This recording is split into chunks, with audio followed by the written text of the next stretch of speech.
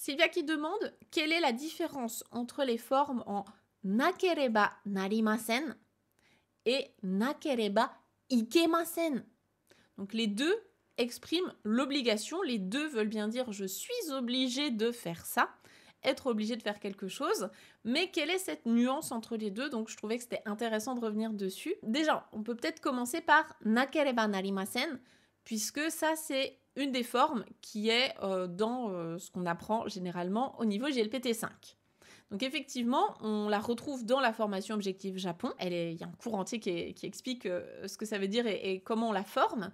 Nakereba narimasen, c'est donc je suis obligée de faire quelque chose. D'ailleurs, c'est souvent la première forme vraiment un peu difficile à apprendre en japonais parce qu'elle est super longue et au début, on n'arrive pas à la prononcer correctement. Donc, c'est toujours une étape assez rigolote dans un parcours d'apprentissage. Et donc, une fois qu'on est bien au clair avec ce nakereba narimasen qui exprime l'obligation, donc là, on est plutôt sur un niveau GLPT 5, 5-4, on va dire, quoi.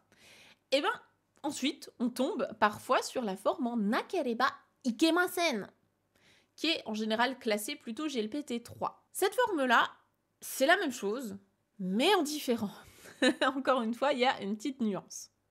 Alors, bon, si vous voulez pas rentrer dans les détails, juste retenez que les deux veulent dire je suis obligé de faire ça.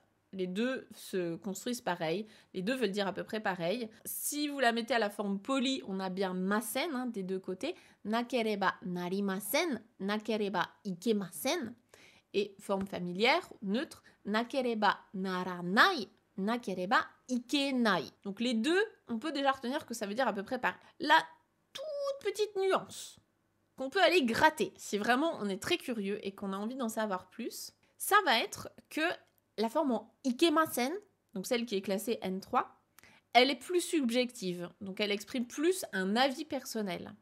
Alors que nakereba narimasen, la toute première que vous apprenez normalement, elle est très objective. C'est juste comme ça, je dois faire ça, c'est la règle, c'est la loi, tout le monde fait ça, voilà, c'est plus une obligation, on va dire, un peu classique. Ikemasen, elle exprime plus mon avis personnel, ce que moi je juge être normal de faire ça, même si c'est pas inscrit dans la règle. Je vais vous donner quelques exemples. Typiquement, je pense qu'un bon exemple, ce serait faire ses devoirs. Faire ses devoirs, normalement, c'est une obligation. Quand le prof donne un devoir à faire à un élève, il doit le faire. Donc si on estime que c'est vraiment la règle, presque que c'est inscrit dans le règlement de l'école, là ça va être nakereba narimasen. Donc shukudai, les devoirs, shukudai wo shinakereba narimasen.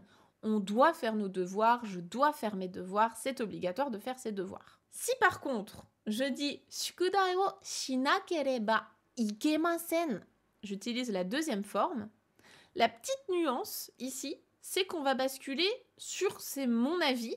En tant qu'élève, si je veux être bon élève, je dois faire mes devoirs. Je dois arriver en classe avec mes devoirs qui sont faits, je dois faire mes devoirs à la maison, sinon je suis pas un bon élève. Voilà, c'est mon avis subjectif, mais c'est pas obligatoire dans le règlement de l'école.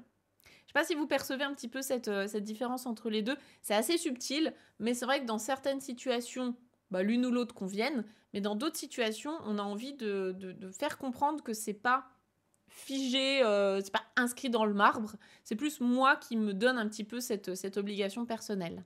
Je voulais également vous parler de leur version plus familière, parce que là on est quand même sur quelque chose de très formel, la forme en masen, tout ça c'est poli, c'est formel. Si on veut aller sur quelque chose de plus familier, donc quand on parle avec nos amis, donc dire je suis obligée de faire ça, par exemple pour les devoirs, si je dis à ma famille ou à mes amis « Ah, faut que je fasse mes devoirs », là je pourrais raccourcir en « Shukudai wo shinakereba » et je m'arrête là. Donc j'ai plus le narimasen ou ikemasen, je perds cette nuance entre les deux, mais du coup c'est plus familier et au final c'est un petit peu plus ouvert à l'interprétation. Donc si vous vous arrêtez à ba, nakereba, on sous-entend ce qu'il y a derrière. Mais c'est plus familier par contre. Vous n'allez pas l'utiliser avec des gens inconnus ou autres. Et encore plus raccourci, plus familier, je ne sais pas si vous la connaissez celle-là, c'est la forme en kya. Donc shukudai wo shinakya. Je dois faire ça, shinakya. Là c'est hyper familier, c'est plutôt quelque chose qu'on va utiliser vis-à-vis de nous-mêmes quand d'un coup on se rend compte oh, j'ai pas fait mes devoirs, il faut que je les fasse. Donc là, faut que je fasse mes devoirs. Shukudai wo shinakya. Faut que je le fasse. Donc quand c'est très familier, forcément c'est court, hein, plus c'est court, plus c'est familier en japonais. Bah du coup, on perd encore une fois cette différence entre les deux s'appliquent, c'est une obligation et c'est tout. Voilà, comme ça au moins on s'embête pas, est-ce que c'est subjectif ou objectif, les deux sont ok. Donc pour résumer, nakereba narimasen, c'est plutôt une règle générale, tout le monde le fait, c'est la loi, c'est comme ça.